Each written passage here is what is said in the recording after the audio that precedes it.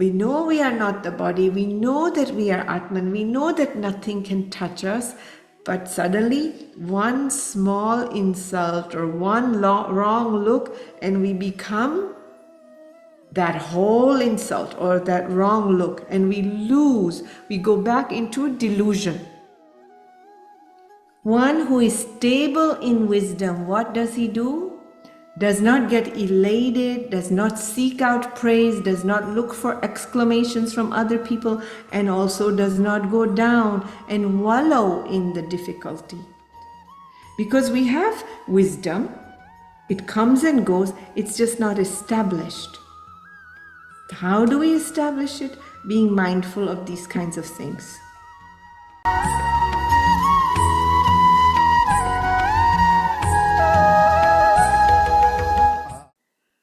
Satyam param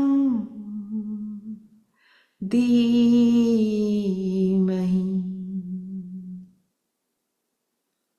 Satyam param dhimahi.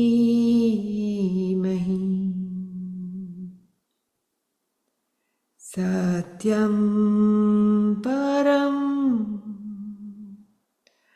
dhimahi.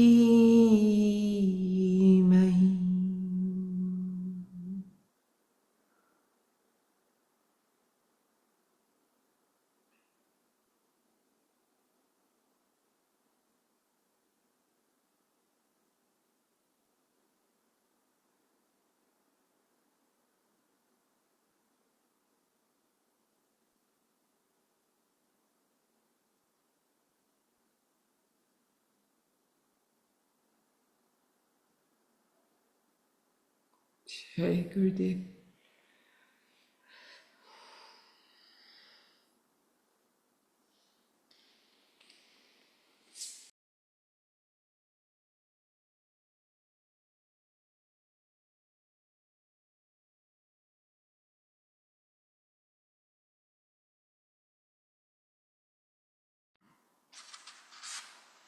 Jai Gurudev.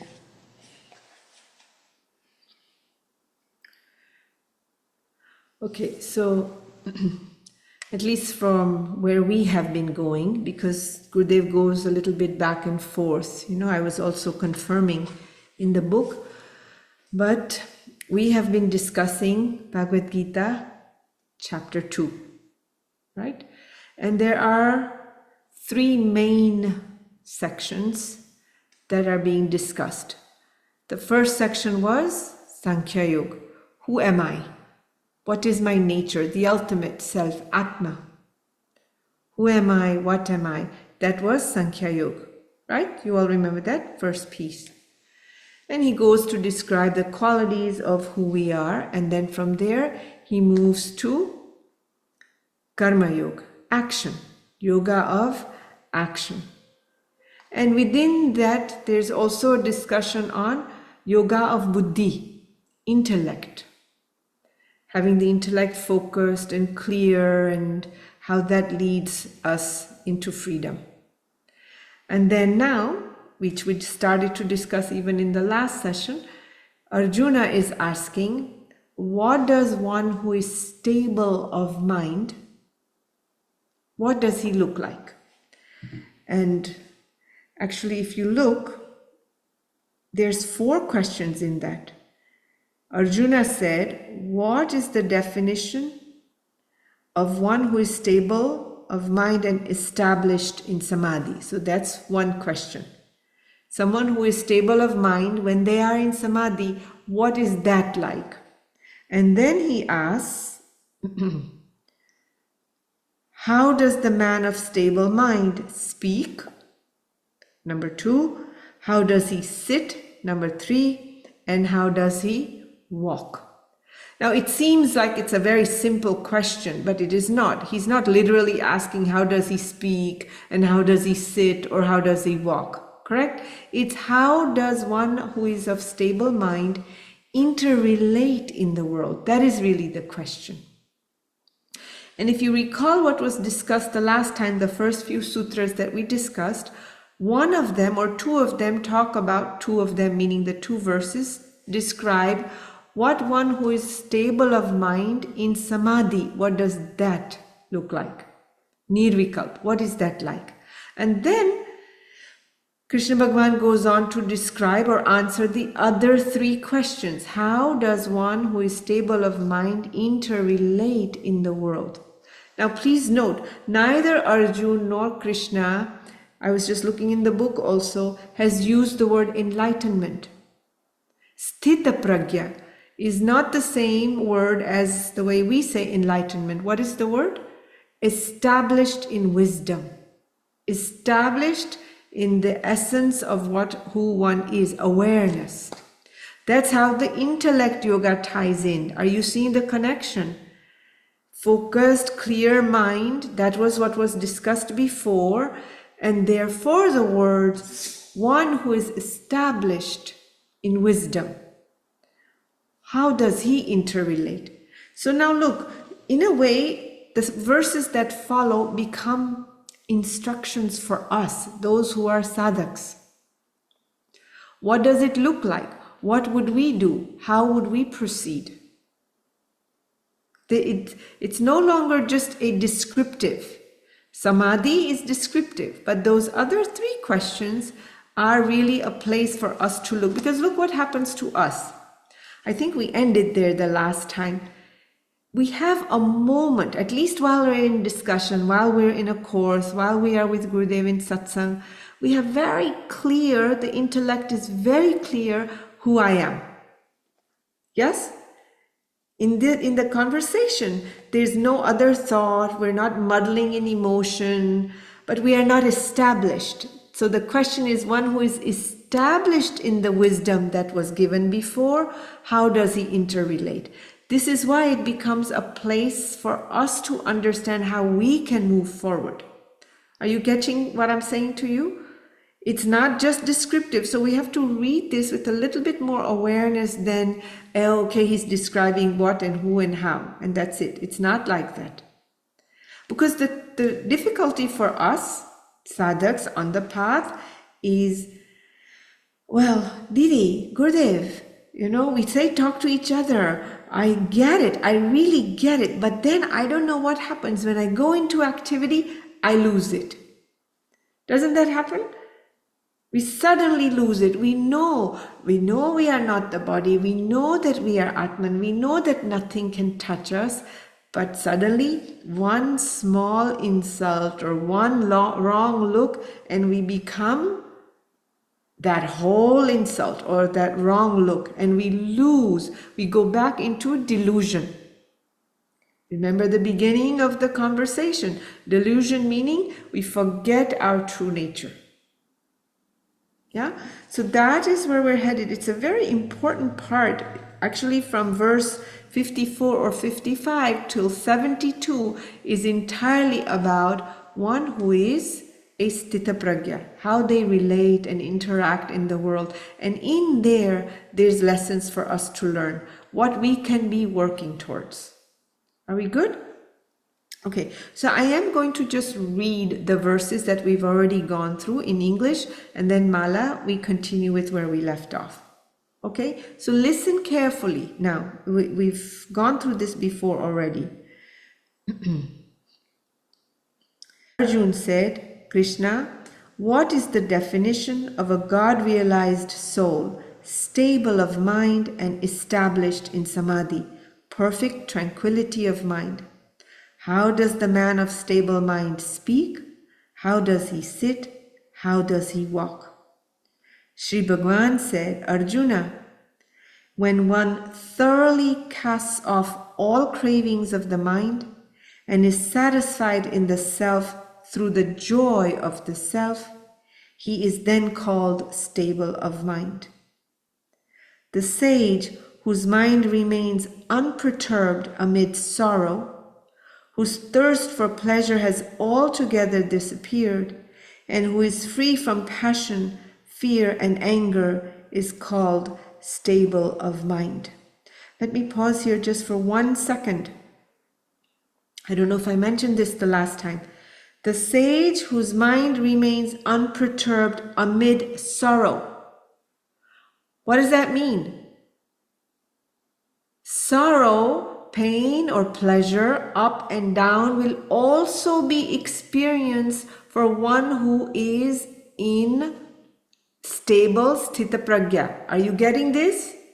So then what's the difference between them and us? Listen carefully. Listen to the sage whose mind remains unperturbed. I'll just use the word undisturbed amid sorrow. That means sorrow, the two opposites, the duplicities of life will still come. Because many of us have this idea that when I'm stable of mind, enlightened, if we want to use that word, then nothing happens, nothing will touch me. Everything will be utopia. Life is all hunky-dory. Yes or no? Do we not have this notion that enlightenment means utopia? Nothing will happen. But that is not so. As long as you have a body, we live in the world of duplicity. Things go up, things go down. There is joy, there is challenges, there is difficulty. What is the difference though? They are not disturbed by it. See, I can tell you an example, for instance. It's perhaps a small example. But when I first went to India, the Bangalore ashram, there were very few buildings. And our dining hall, the place where all the Ashtavakra took place, that was our dining hall, that was our meditation hall, that was our satsang hall, and that hall was built slightly on a slope. So when we would sit there, we'd be sort of wobbly. You've seen the chair, the seat that Gurudev sits on during Ashtavakra. There was nothing there, and the roof would leak. It was banana leaves, If they were not laid on top of each other very well during the rains, and Bangalore rains are very intense, it would pour through. And we would keep moving around because there would be puddles and so on.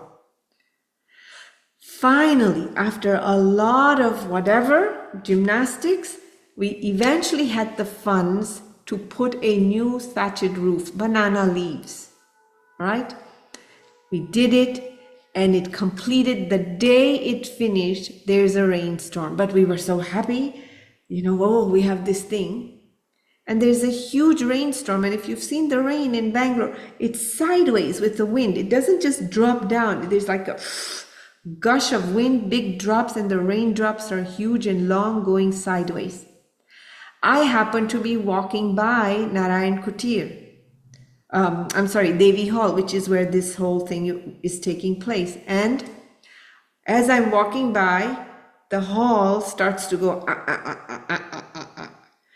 It's on, wooden stilts with banana leaves. The whole thing, oh my God, that's me. Oh my God.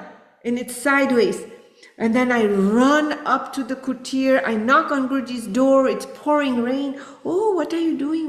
Gurudev, the big hall that we just put up, it was a roof with the bamboo, stilts. It's falling down. That's a challenge, correct? Not just for me. It's a challenge. We finally had the money. We finally put up this roof. We're finally going to have a meditation hall or satsang hall or a dining hall where we will not have leaks. And it's fallen. It went completely off to the side. It was tilted. So it's a challenge also.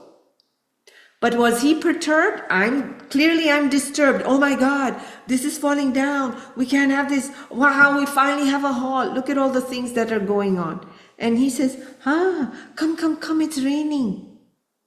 Wash your feet, come. So I quickly wash my feet. We go inside, I sit there, and he talks about something, gives me some apple or some prasad.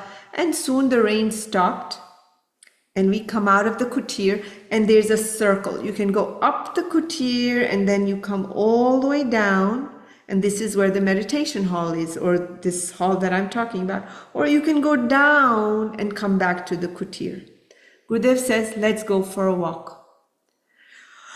Okay, disturbed person is saying, okay, the hall, it's fallen down. And I go and I start to go downward, and he's gone up. I turn around. Guruji, the hall. Come. he's going up, which is the way he would walk. We would go up and come back around.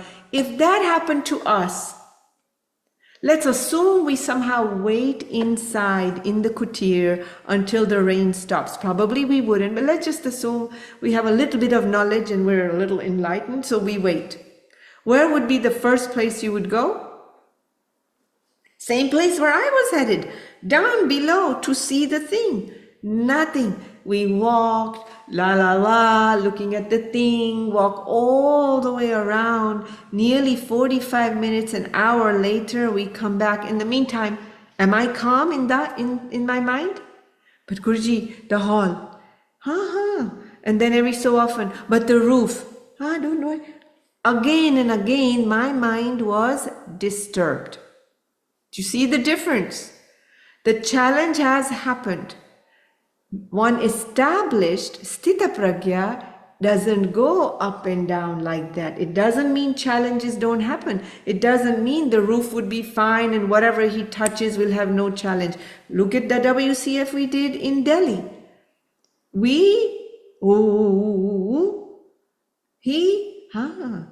Now joyful. It's not that sorrow, difficulties, those things don't come. It's that they remain undisturbed.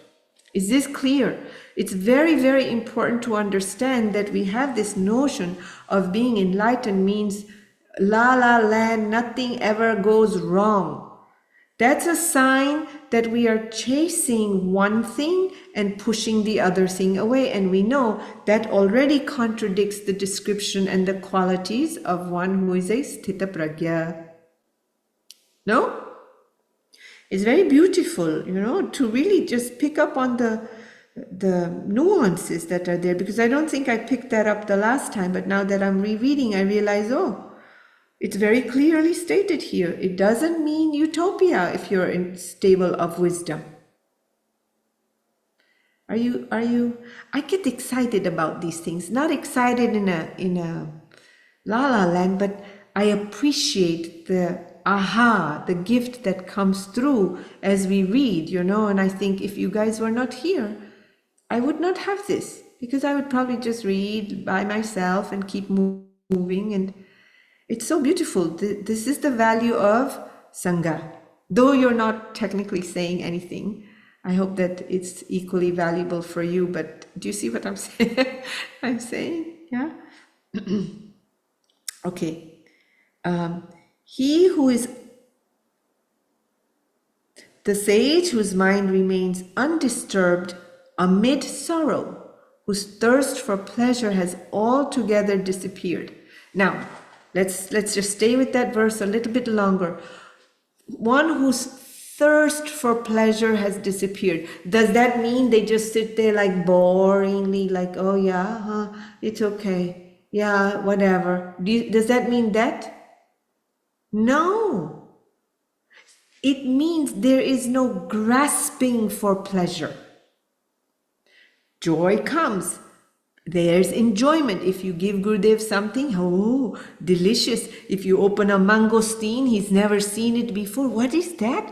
Let me see. Oh, the color. Oh, Gurudev, you must taste it. Wow, this is worth taking birth for, he said. For tasting a mangosteen. So there is pleasure, there is joy, but there isn't what would happen to us. Oh my God, where did we get it? I want some more. The grasping, going for more is not there. That is what that is saying. You have to really read this. We had probably just gone through it like that. Whose thirst for pleasure has altogether disappeared. It is not that pleasure has disappeared. The ability of enjoying has disappeared. They are not this plateau, non-experiencing, non-expressive, like that neutral thing. That is not what it is. But there is no grasping. There is no thirst. It comes, it's enjoyed, and it's dropped. Like the line in water, challenges come, pleasure comes, but there is no trying to hold on. Clear? So what is the lesson in that? How does one who is stable of mind relate, speak, walk? Remember the questions, talk. It is a lesson for us not to go grasping for pleasure, not to get stuck in sorrow. How do we get stuck in sorrow? Something happens to us once. You know, you get hit. Hold your questions for 2 moments and I'll circle back. Yeah? You can keep your hand there. I'm just letting you know. I'll circle back in a minute. What happens to us? You get hurt, let's say physically. So physically there is pain. Ow! The stinging, the hit. It's not that they don't get hurt. If you were to hit one stable of mind, there's also a body. They will hurt. What do? We don't just have physical pain or discomfort or challenge. We then go to the social pain. How could they do that to me, and that too in front of someone? Now what am I going to do? I have to get back to them. Do you see the social pain? The ego comes into the picture.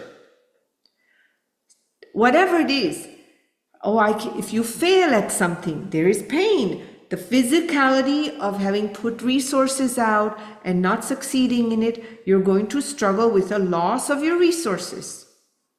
But it doesn't stop there for us. What do our mind do? Oh, I lost it. Now what's going to happen? Oh, people are going to think I failed. I took a risk with the business. What are my parents going to say? Social pain happens. Yes or no?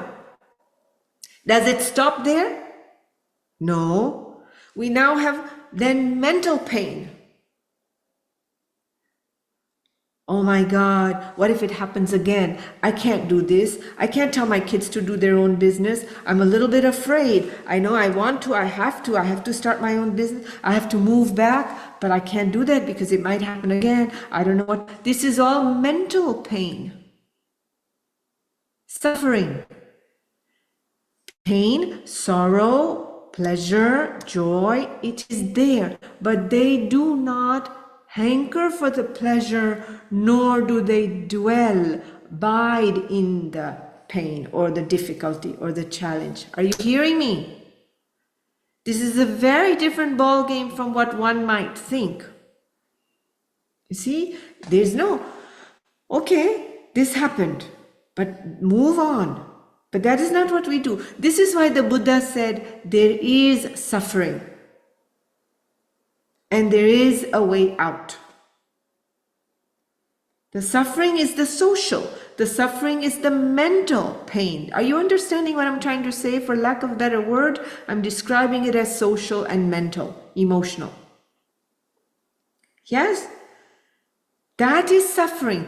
The pain, the physical hurt is momentary.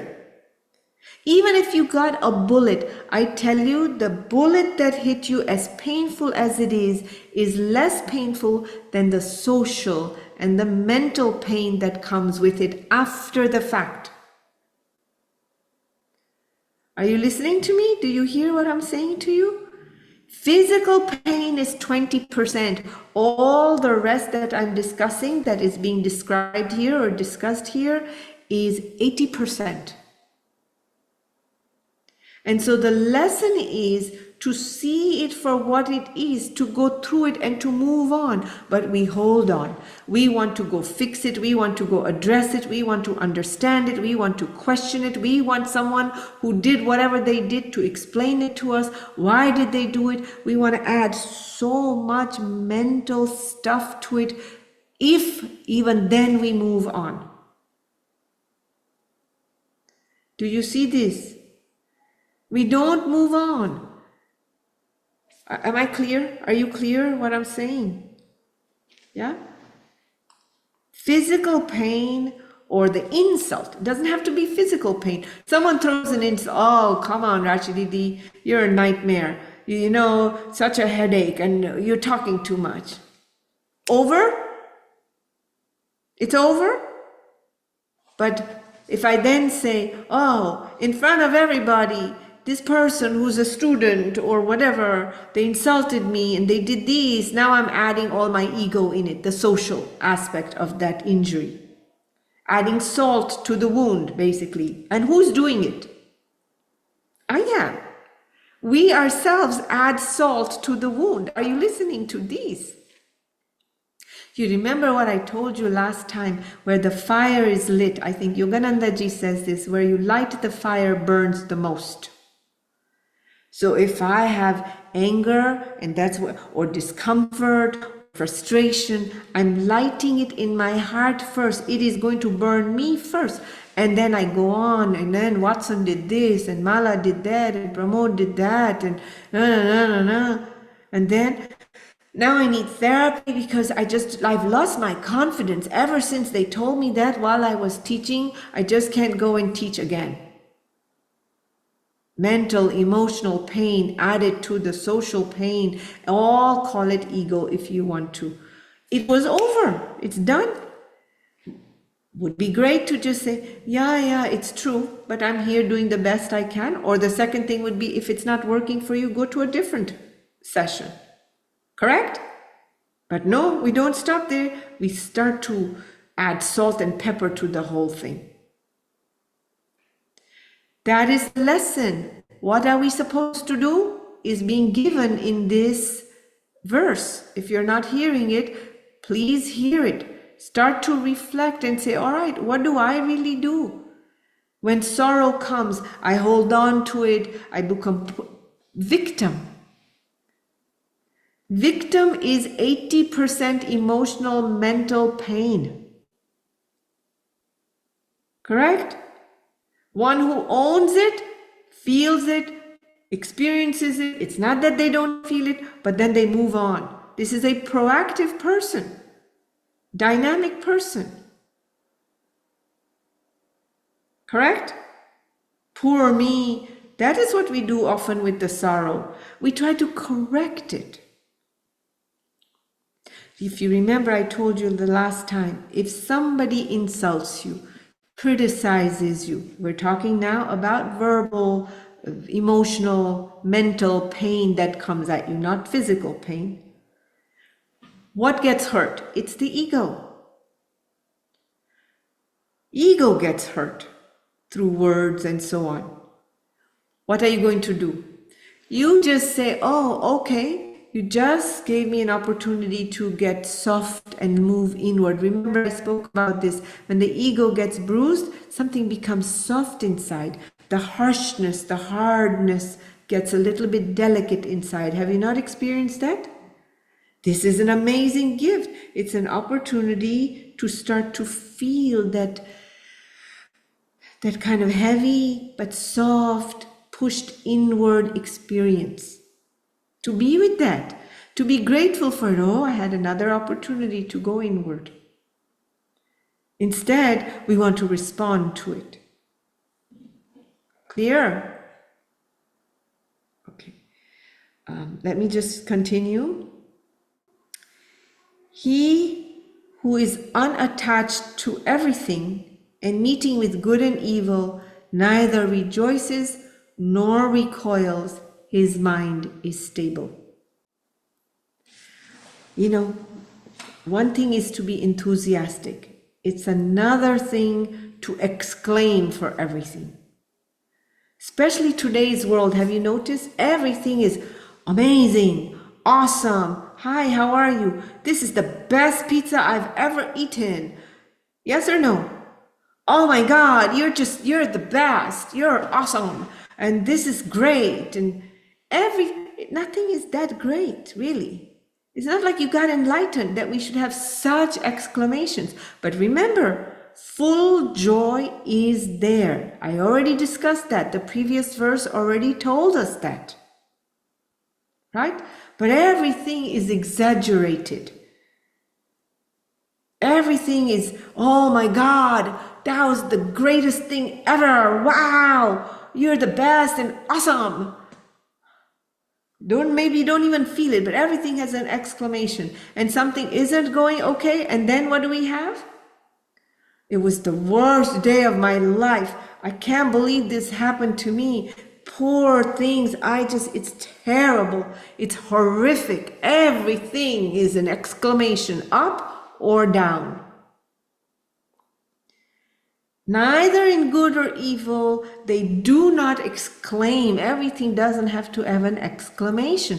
They experience it, they are with it, there's compassion, there's understanding, and that's why you see people all continuously try with Gurudev.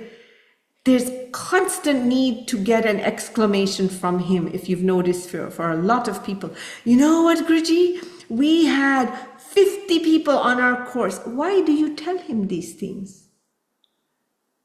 God forbid he should say, oh, wonderful. How many of our repeaters? 49. How many of them were your family members? The one new person was my husband. I told him I won't feed you for the next 1 week if you don't do the course. This is how it's a need to get an exclamation for recognition. We have to stop all those things.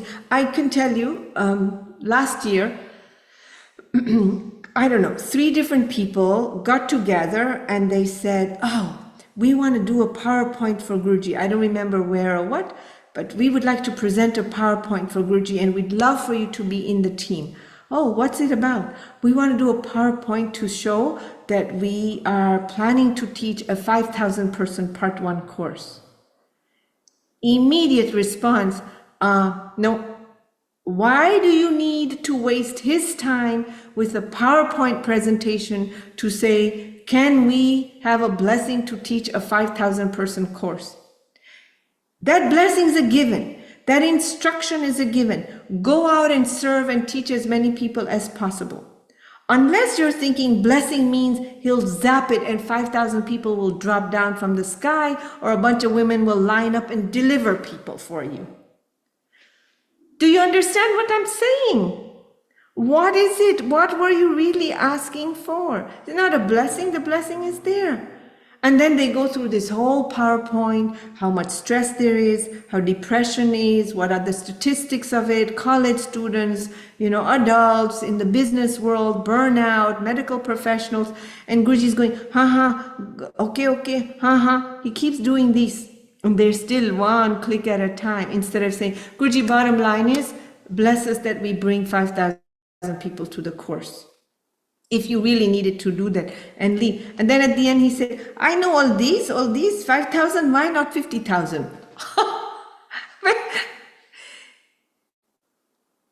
One who is stable in wisdom, what does he do? Does not get elated, does not seek out praise, does not look for exclamations from other people, and also does not go down and wallow in the difficulty. Now, these are things we have to practice. Do you see that? Because we have wisdom, it comes and goes, it's just not established. How do we establish it? Being mindful of these kinds of things. Are you clear? I haven't gotten through what we already covered. Then the next verse is, when, like a tortoise that draws in its limbs from all directions, he withdraws all his senses from the sense objects, his mind becomes steady. Now, if this is not an instruction, there nothing is. When all the limbs are withdrawn, you remember I discussed this the last time, like a turtle, all our senses are withdrawn, then we can have stable of mind. What does that mean? What are the objects that have to be withdrawn? The eyes have to stop looking out there, listening to things out there, talking, tasting, touching. You have to pull the senses inward. Look what happens. You go for a walk. Why does you'll hear saints say, be in nature? Because then you're walking, you see something, the eye goes and the mind immediately goes there. Does it not? If it's a tree and if it's flowers, and say, oh wow, it's beautiful.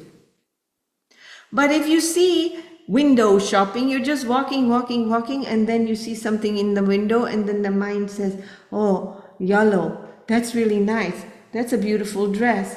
Oh, I don't know, I like that dress. You're driving, you're sitting as a passenger. Do you notice how the sense, the limb of the eye goes out? Yes?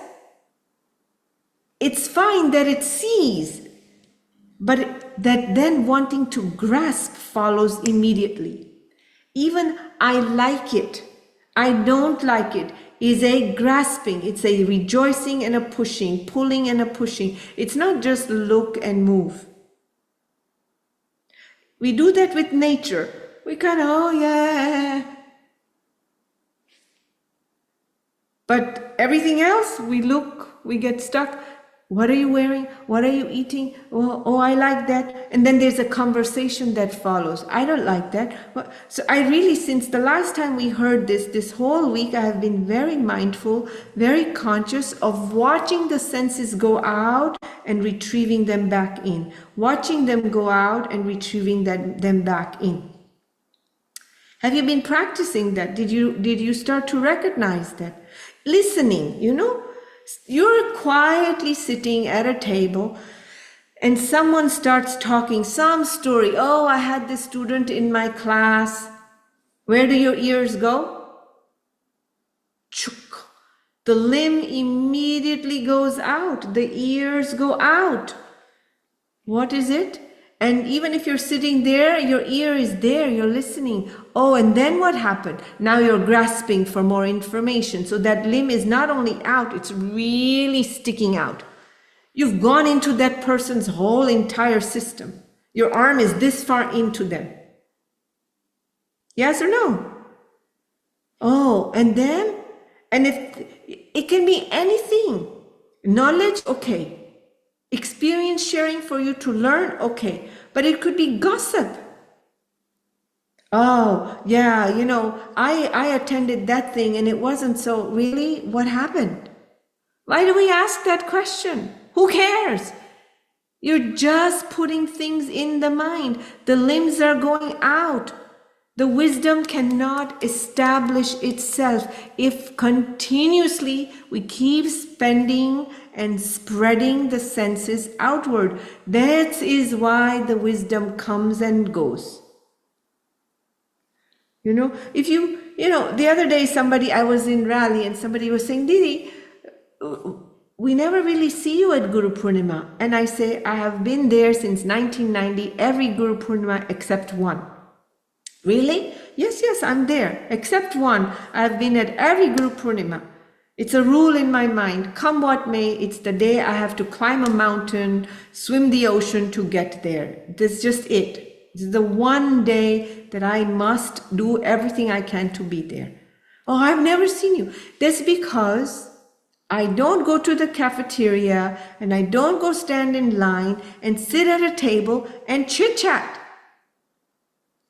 I say Jai Gurudev, I say hello to everybody, I might give a hug. Hi, Jai Gurudev, happy, all good, keep going. It becomes a place where all we're doing is filling the head, pushing out the ears and the mouth and the talking and stuffing things in. Wisdom cannot, will not establish itself as long as the object, the senses are latching on to the object. Is this clear? It doesn't have to be third people, even in the household. Oh, what happened at the office? Oh, and then, well, why didn't you? And then, the thing is over. Make some rules. You'll see what happens. It's not easy, and you can't tell anybody. You go out and you just sit and you kind of watch. You watch, and everything in you wants, and you pull back. Isn't it? Someone, you hear one praise. Oh, you were really good in the course. What? Because you want more praise. You've gone out. You will not establish in the center stability of mind. Sthita pragya cannot happen. So we have to have discipline, we have to practice, we have to use what is being told to us again and again and again.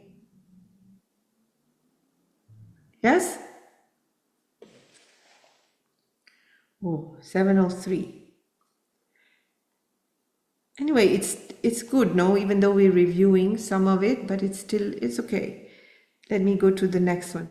Sense objects turn away from him who does not enjoy them with his senses, but the taste for them persists.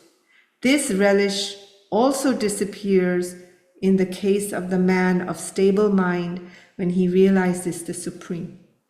So by withdrawing the senses doesn't mean that you no longer have the taste for it, meaning relish is the word that is used here.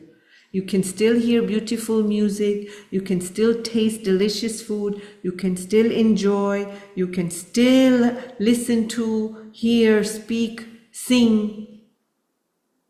And it is in fact the relish which gives us from birth to birth to birth. It doesn't, if you ask Gurudev, do you want super salty food or neutrally salty food? He's going to, that Ashana, that little will remain. He'd say, no, the neutrally salty food. He's not going to say, oh, doesn't matter, super salty or that one. We can use the word preference.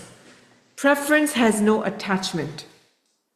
Choice, I want this, has attachment in it. Clear?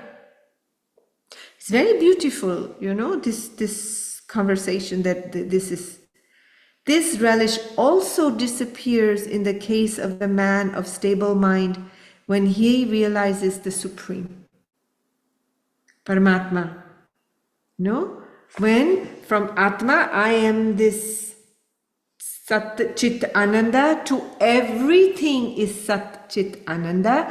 When we realize that, then there is not even the frailest of impression for preference, if you will, dissolution, dissolving, emerging, merging happens.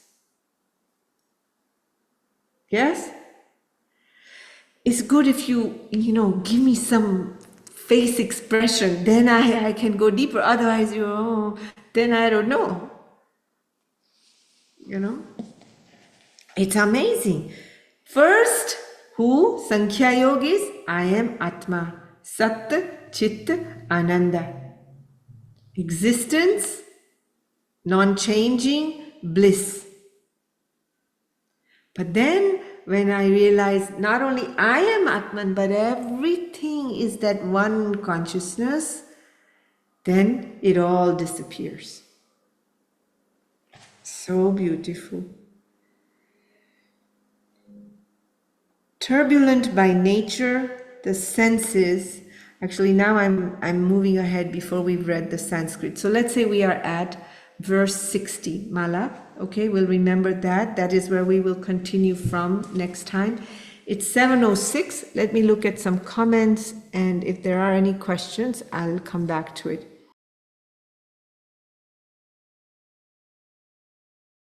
If these are the attributes of the Sthita Pragya mind, how do we go about achieving that? So that's what we've been discussing, right? Because in turn, that itself should not become the grasping. Listen, I understand. Meaning, wanting I'll read it. If these are the attributes of the Sthita Pragya mind, how do we go about achieving that? Because in turn, that itself should not become the grasping for that state of Sthita Pragya. Listen. One big giant footprint of an elephant erases all other footprints. Desire for self-awareness, desire to be established in wisdom, yes, it's still a desire. It's what Gurudev discussed earlier. But that desire erases all other desires. He said, no, we are stuck with small things, not the big desires. So it's okay. Just know, he did also say somewhere, and I don't know where he got that, where it says it's grace. I was trying to find it. So remember that. You can grasp all you want, and you can be disciplined and committed and pull the, limbs back in and disassociate the object and the sense object. In the end, it's still grace. And when you know it's grace, then softness remains, patience remains, kindness remains. It's only in that way that we continue step by step by step, journey forward from our side. We give our best, purushartha. No? And the rest, we surrender. Okay, there was someone who had their hand up. I don't recall. If you still have a question, I'll take one question you can ask me. And if not, you can close your eyes. The question. So, I understood that we're not supposed to be very reactive when things happen, when like there's turbulence. But what if you do like make a mistake and react in a like outlandish way? How do you get back on the track of being that non-reactive or It's okay. It's done. Understand this. It's already happened. All right, that's it. And you let it go, and you again have a new moment and a new beginning. The only way one established in wisdom doesn't get stuck in the roof falling or whatever it is that happens.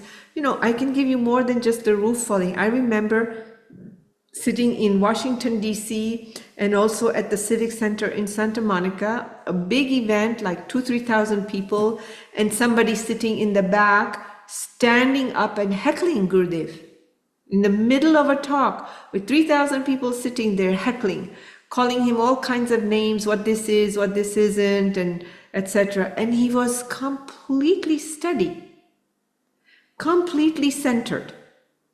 The only way they can be that centered is whatever happens, because the next moment after all of that, we can talk later, he moved on and continued the talk and then into the program. Is again and again and again, where is the biggest and what is the mind established in? Present moment. The highest and the greatest wisdom to get established in is every moment is new. What happened, I cannot change. It's okay. Forgiveness, kindness, compassion to oneself and to others is how we begin new again. We are very hard on ourselves. We're more sometimes willing to let go the people around us, but we beat ourselves up, isn't it? Don't we do that again, again, again? And you have to say, it's okay. That happened. These things happen when I'm tired, when I haven't eaten well, maybe there's too much going on. That just is a sign I need to withdraw even more. 20 minutes, let me close my eyes. That's how you come back to the present moment. Listen, these things are a sign of how much the limbs have gone out. And it's just like the divine, the universe reminding you, oh, you've gone very far out, pull back in. See? That's it. We see it as a kind gesture from the universe to pull back in. We don't beat ourselves up, and we don't demand ourselves to be this way, that way. We do our best and we come back to it again. And slowly, slowly, the kinder we are to ourselves, the more present and aware we are in the moment. See, if you keep beating yourself up, then in the moment, you have no presence of mind, because internally you're already carrying the old, too much baggage.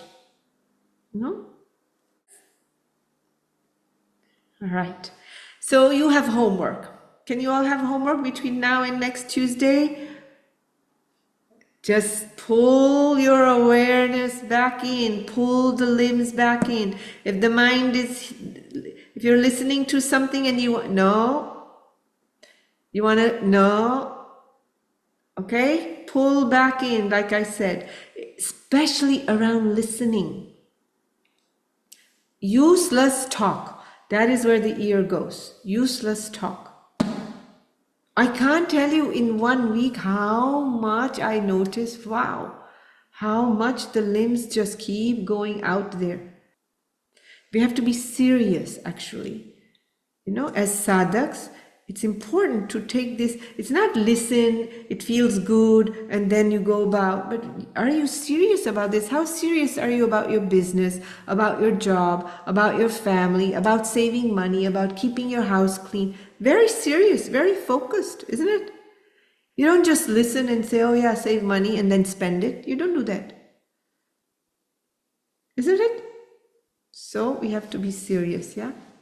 Okay, eyes closed.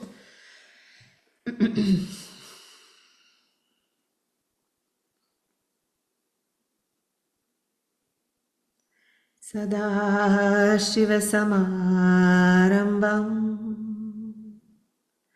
Shankaracharyamadhyamam Asmat Guru Paryantam Vande Vande Vande Guru Paramparam.